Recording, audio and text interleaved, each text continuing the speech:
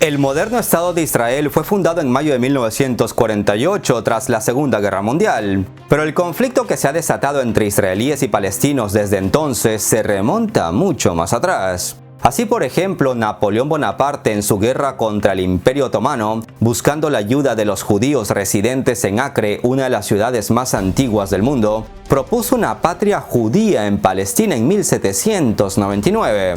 Napoleón fue derrotado, pero la idea de establecer una población europea no musulmana en Oriente Medio siguió rondando en la cabeza de muchos en el viejo continente.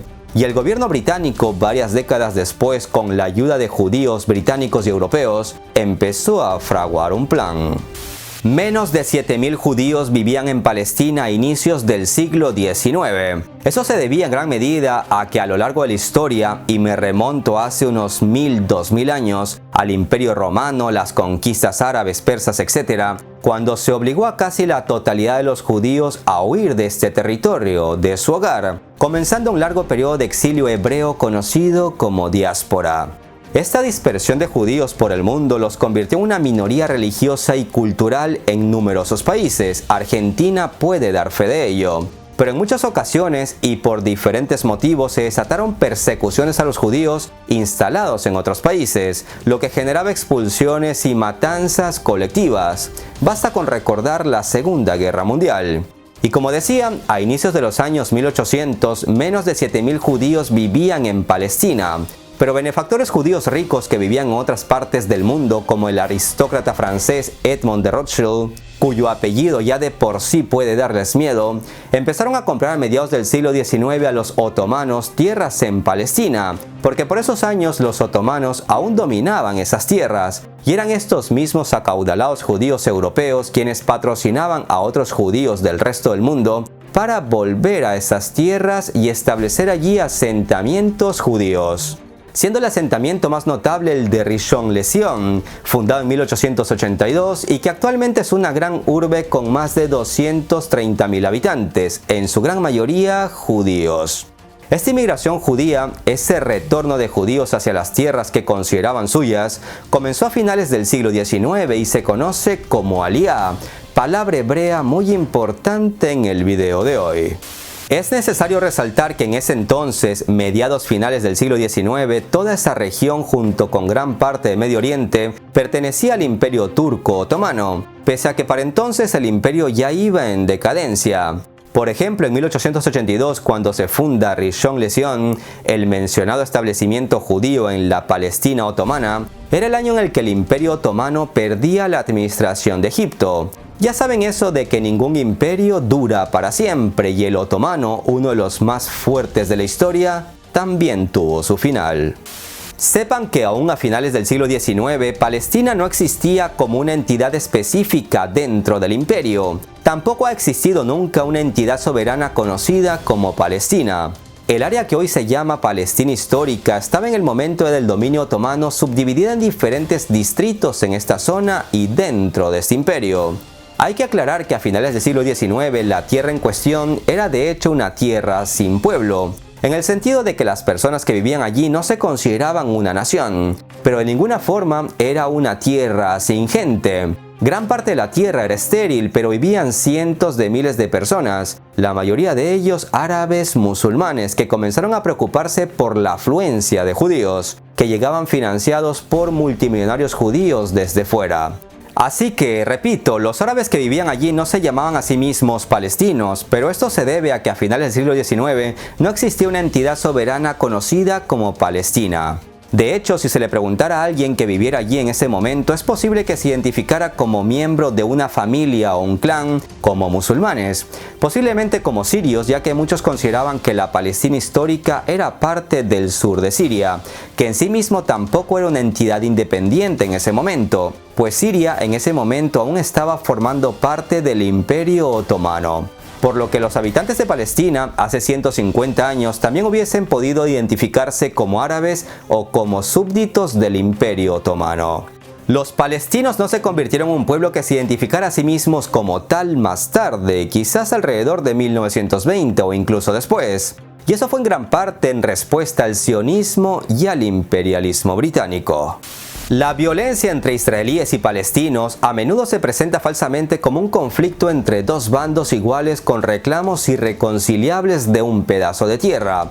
En realidad este es un conflicto territorial entre Israel, que tiene uno de los ejércitos más poderosos y mejor financiados del mundo, y una población autóctona de palestinos que ha sido ocupada, desplazada y exiliada durante décadas por los judíos que regresaron a estas tierras, que son también su hogar, y cuyos nuevos políticos empezaron a hacer la vida imposible a los palestinos.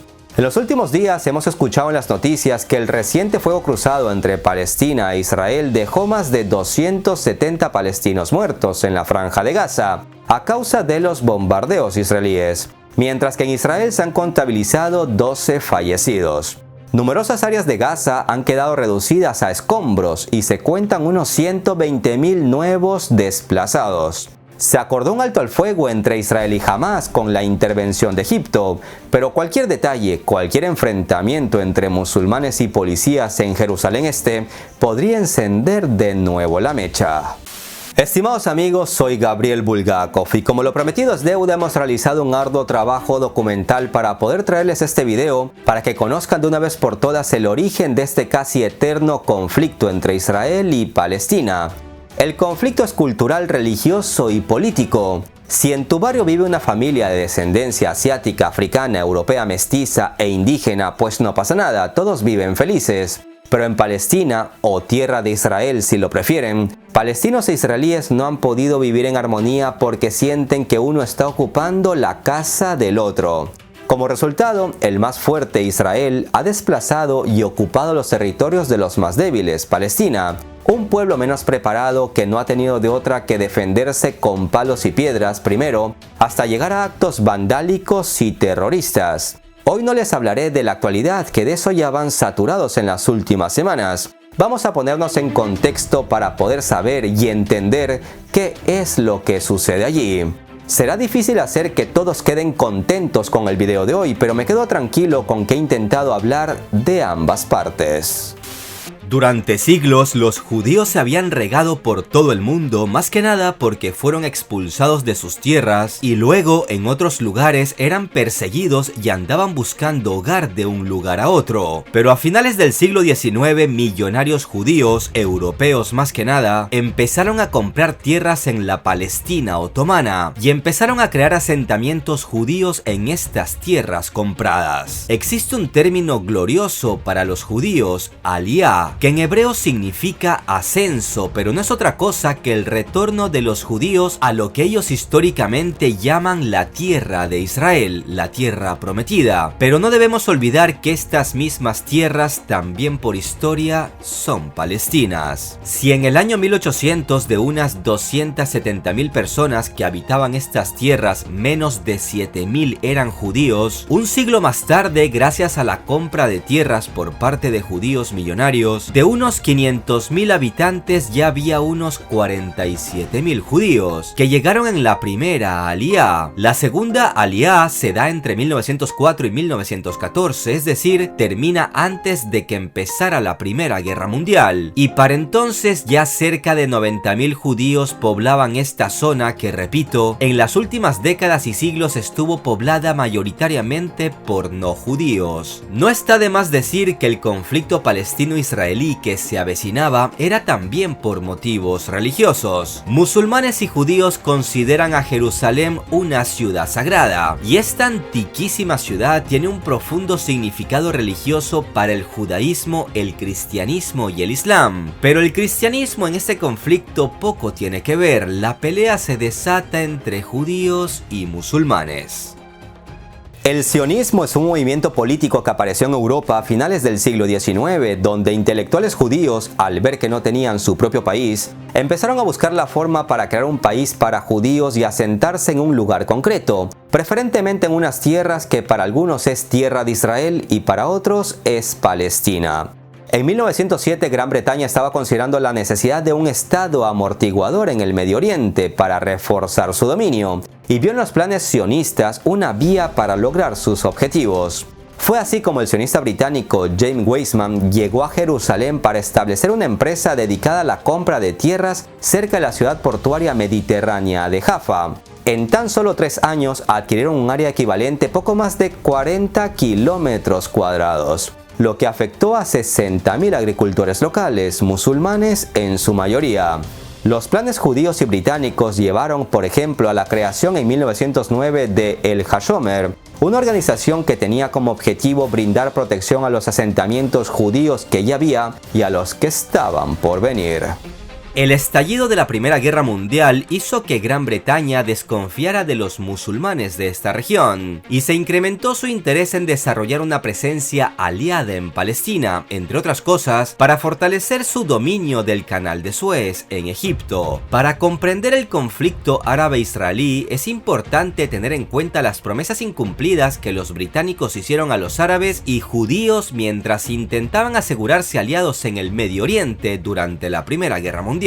Sepan que durante la Primera Guerra Mundial, el territorio geográfico que ahora comprende el Estado de Israel, Gaza y Cisjordania, formaban parte de la Gran Siria y había sido parte del Imperio Otomano durante 6 siglos. Debido a su ubicación geográfica, esta región es un puente terrestre que conecta Asia, África y Europa. Como vemos, entramos de lleno en materia geopolítica. Pues bien, en 1914 llegó la Gran Guerra, o como la llamamos hoy en día, la Primera Guerra Mundial. Los turcos otomanos se alinearon con los alemanes y los austrohúngaros. Estas potencias centrales luchaban contra las potencias aliadas, Francia, el Imperio Británico, el Imperio Ruso y otros. Así, para ayudar a ganar la guerra, los británicos hicieron por su parte muchas promesas a muchos grupos. Desde el punto de vista árabe, los británicos les prometieron Palestina en 1915 y 1916. Desde el punto de vista judío, los británicos les prometieron a los judíos Palestina en 1917. Deben saber que las fronteras en todas estas promesas o entendimientos que se hicieron durante la Primera Guerra Mundial eran ambiguas. Después de la guerra, los británicos intentaron cumplir con todos sus compromisos, pero era una misión imposible poner orden en estas milenarias tierras, donde dicho sea de paso, se pone fin al Imperio Otomano. Llegados a este punto, me gustaría recomendarles la película Lawrence de Arabia, que es catalogada como una de las mejores producciones históricas de todos los tiempos, y trata sobre la revuelta árabe durante la Primera Guerra Mundial. Con el colapso del Imperio Otomano de 600 años al final de la Primera Guerra Mundial, las potencias aliadas victoriosas se reunieron en 1920 para repartirse el pastel de los antiguos territorios otomanos. La mitad norte de la provincia de Siria fue asignada a Francia, y la mitad sur, correspondiente a los estados modernos de Israel, Jordania y las áreas conocidas como Cisjordania y Gaza, fue asignada a Gran Bretaña. En 1922, la recién formada Sociedad de Naciones, predecesora de las Naciones Unidas, asignó a Reino Unido lo que se conoce como Mandato Británico de Palestina, una administración territorial en la que Reino Unido tenía la responsabilidad de asegurar el establecimiento de un hogar nacional judío en Palestina. Así, los británicos se quedan en esta zona para poner orden, y se estima que en la década de 1920 unos 100.000 inmigrantes judíos entraron en Palestina durante la tercera y cuarta aliyá. Fue entonces que al parecer los árabes al fin olieron algo raro en estas olas migratorias judías, lo que dio inicio a una ola de protestas árabes, las cuales alcanzaron un punto álgido en 1933, mientras miles de inmigrantes judíos más seguían llegando a Palestina para hacerse un hogar. Tengan en cuenta que hablamos de los años 30 y es la época en la que Hitler llega al poder en Alemania, así que el asunto se torna peligroso para los judíos en Europa ante el creciente antisemitismo, y con la quinta aliyá entre 1929 y 1939, los judíos pueden pronto ser mayoría en Palestina.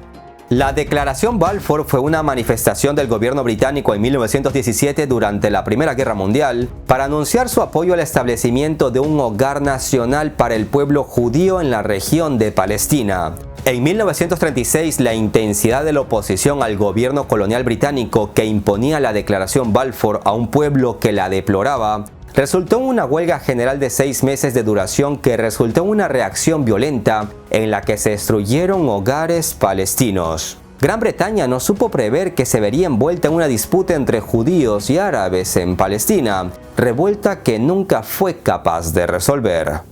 En 1937 se presentó el plan de participación en dos estados separados, uno judío y otro árabe. La ciudad de Jerusalén, que fue reclamada como capital tanto por judíos como por árabes palestinos, iba a ser un territorio internacional con un estatus especial, pero el plan fue descartado por los árabes, algunos de los cuales habían estado luchando activamente contra los intereses británicos y judíos en la región desde la década de 1920. Los palestinos argumentaban que ellos representaban a la mayoría de la población en ciertas regiones y que se les debería otorgar más territorio. Al final la idea fue abandonada por los británicos en 1939 y restringieron la inmigración judía a Palestina ese mismo año, justo en el momento en que judíos de Europa más necesitaban un refugio seguro en vista de lo que estaba ocurriendo en la Alemania nazi y en toda Europa en general, con una Segunda Guerra Mundial a punto de estallar.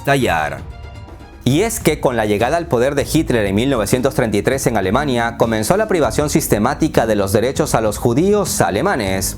La Alemania nazi permitió por un tiempo que los judíos abandonaran el país y dejaban la mayor parte de sus pertenencias y riquezas. Y como la vida vale más que una casa, a Palestina o tierra de Israel si lo prefieren, empezaron a llegar judíos intelectuales que son precisamente los que ponen las primeras piedras para hacer de Israel una potencia económica, científica y militar.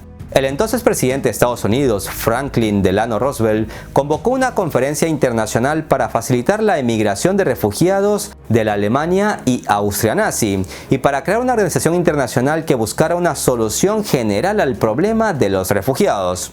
Todos los delegados expresaban su solidaridad, pero de hecho ningún país realmente quería más judíos. Solo la República Dominicana aceptó admitir refugiados adicionales.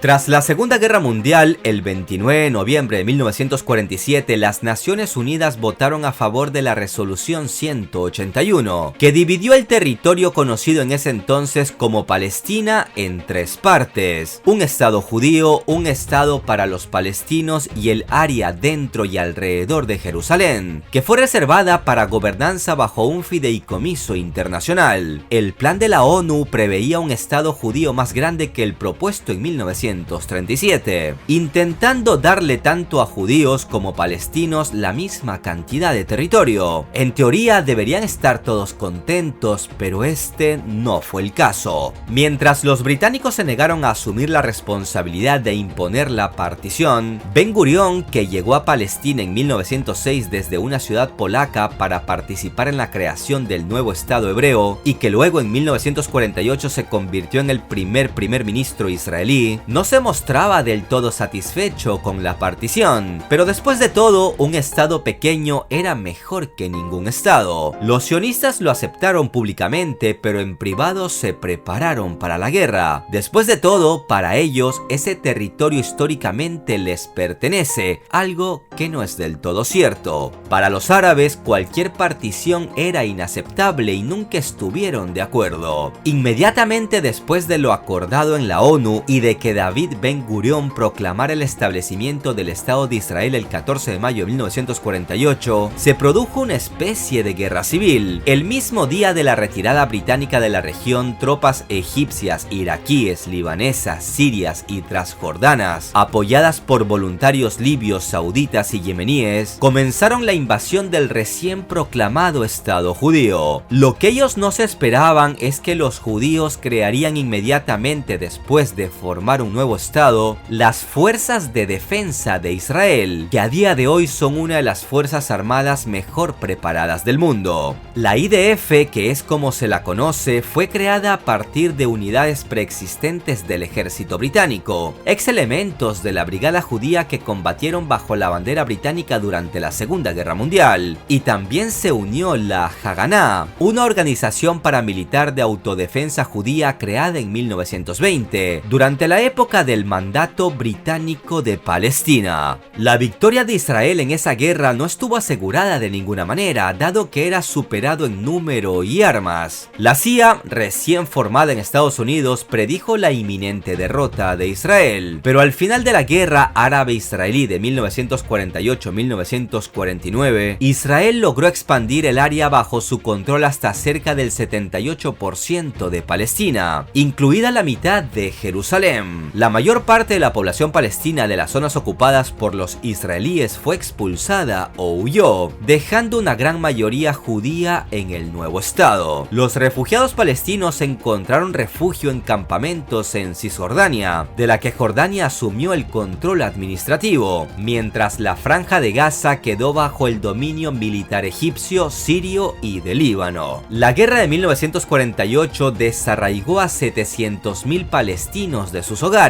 creando una crisis de refugiados que aún no se ha resuelto. Los palestinos llaman a este desalojo masivo la Nakba, que en árabe significa catástrofe, y su legado sigue siendo uno de los problemas más difíciles de resolver. Los campamentos de refugiados se convirtieron en barrios marginales semipermanentes, y los descendientes permanecen en gran parte hasta el día de hoy en estas miserables viviendas a las que se niegan a llamar hogar.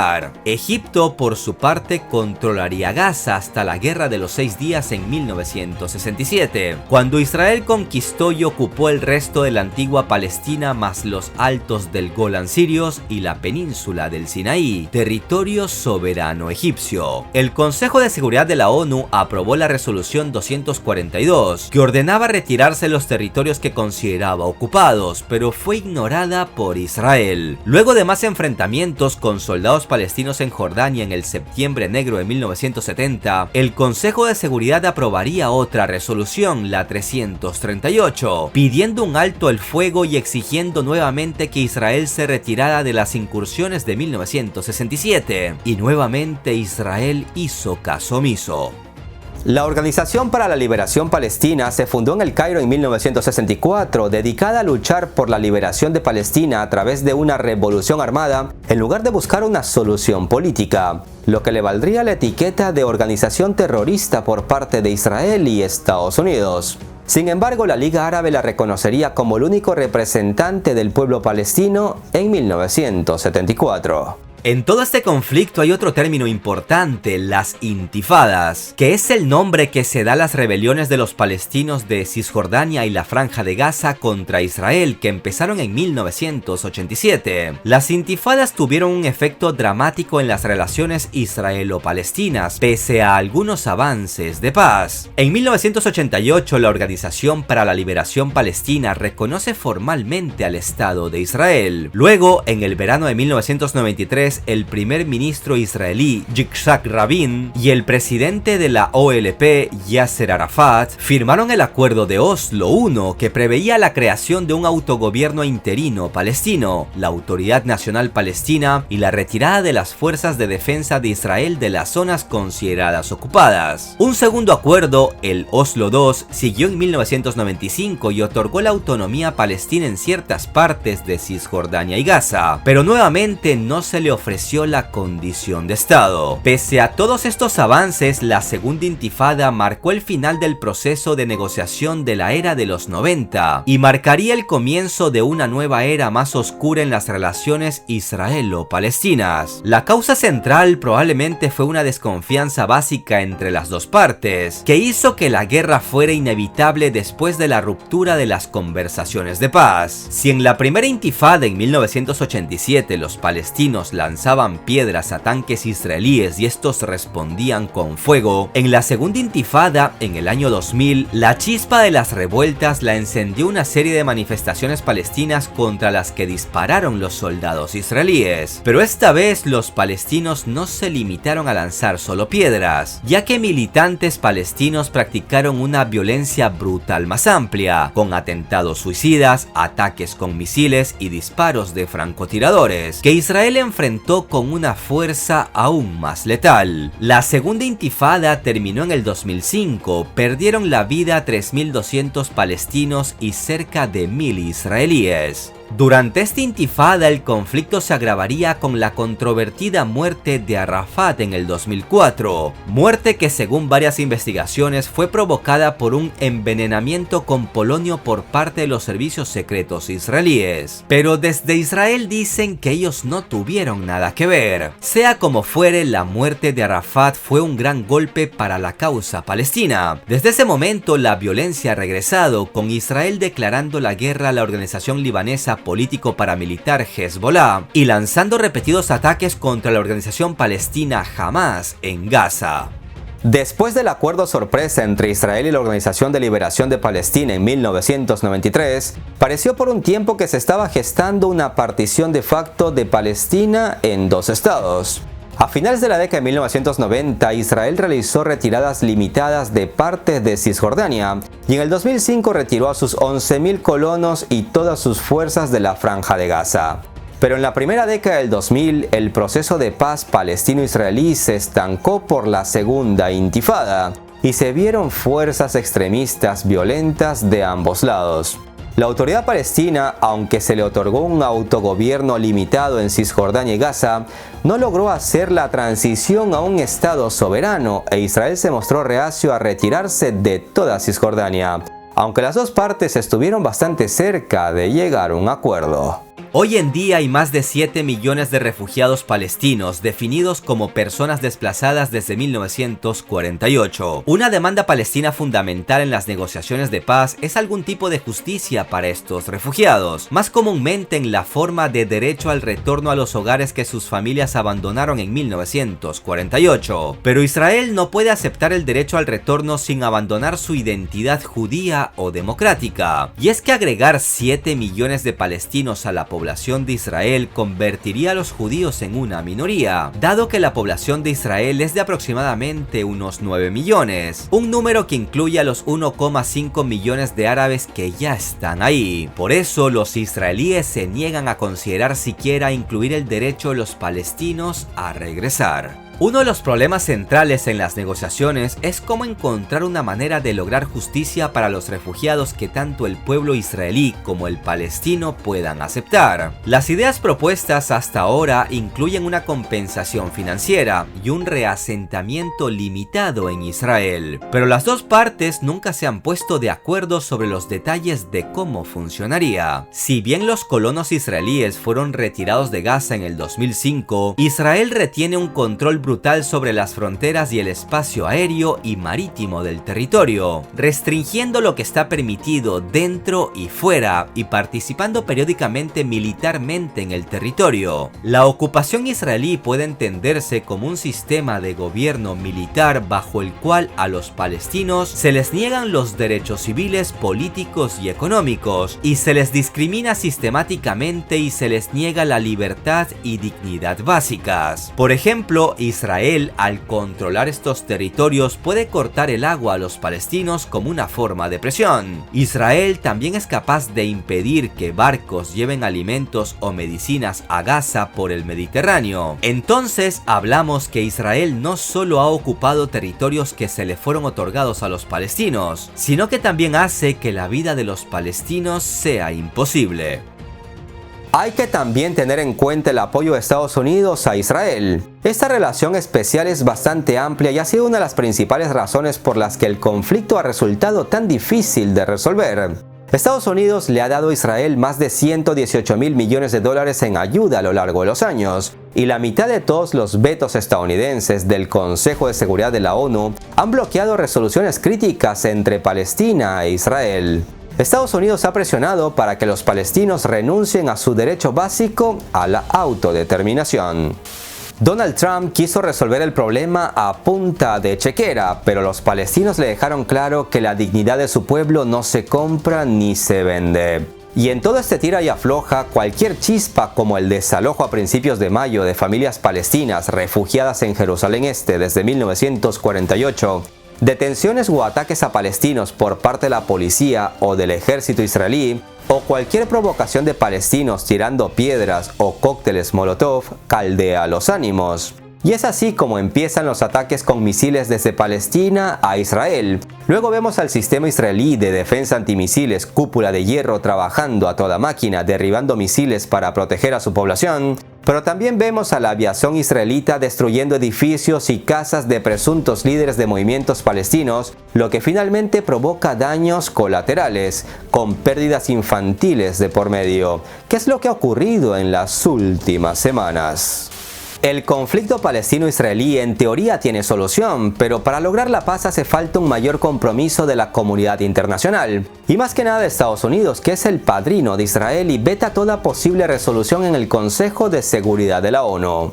Como hemos explicado, históricamente en estas tierras no solo han vivido judíos, sino también palestinos. Pero hace unos 150 años había más palestinos que judíos. Luego empieza una campaña sionista mundial para que los judíos volvieran a este lugar que sus antepasados consideraban su hogar.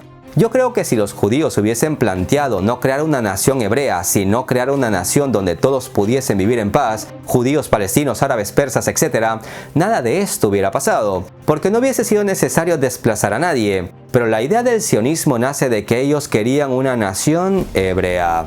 Ahora los israelíes pecan con los palestinos de lo mismo que ellos han sufrido durante siglos. Bloqueos, apropiación de bienes, violaciones a los derechos humanos, expropiación, ocupaciones, matanzas, torturas, etc. ¿Quién es capaz de ponerle el pare a un verdugo que lleva una máscara de víctima? El problema no son los judíos en sí, ellos son gente con corazón en su mayoría. El problema es la clase política sionista gobernante. Porque sepan que hasta existen grupos de judíos antisionistas y pro-palestinos, solo que la prensa mundial no les presta atención porque es una prensa donde la mayoría son, bueno, ustedes ya saben. La pregunta del millón es, ¿quién tiene razón en este conflicto? Y la respuesta es que ambos y ninguno. Pero en líneas generales creo que es obvio que Israel abusa de su superioridad y poder. La Franja de Gaza es considerada por muchos como la cárcel a cielo abierto más grande del mundo. ¿Pero qué hace Israel? Los tiene atrapados entre el mar y un muro. Solo pueden entrar y salir por dos portones ubicados a ambos extremos, y el paso es limitado. No pueden comprar ni vender sus productos al exterior, no pueden pescar a más de 3 millas de la costa, y por si esto fuera poco, Israel no permite que entren alimentos, medicinas y cualquier ayuda humanitaria. Es un bloqueo inhumano que debe parar ya. Resulta paradójico que haya judíos entre las organizaciones humanitarias para ayudar a los gazatíes, porque justificar que lo que hace Israel está bien es algo que ni siquiera su pueblo puede apoyar. Y para finalizar este video dejo una pregunta inquietante. Si la comunidad internacional reconoce a Israel como Estado, ¿por qué no se reconoce también a Palestina como un Estado si esas tierras también son su hogar? Actualmente 139 países, incluido el Vaticano, reconocen a Palestina como Estado. ¿Quién no lo reconoce?, se preguntarán ustedes. Pues obviamente Israel, Estados Unidos y muchos compadres de estos como Canadá, Australia y media Europa occidental.